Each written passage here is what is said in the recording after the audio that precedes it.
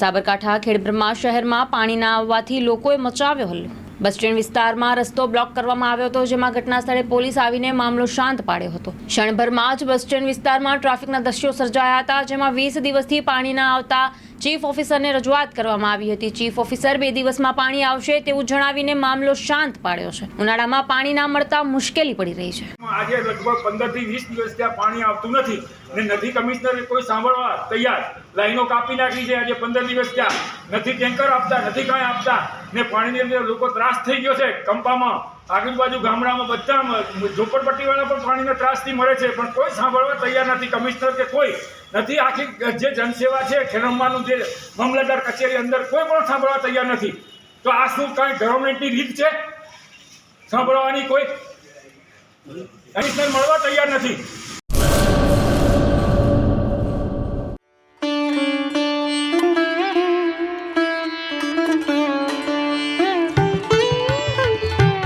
Rajwadi Chai,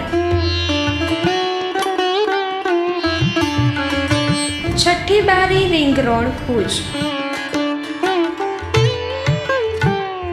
contact number 9001428551।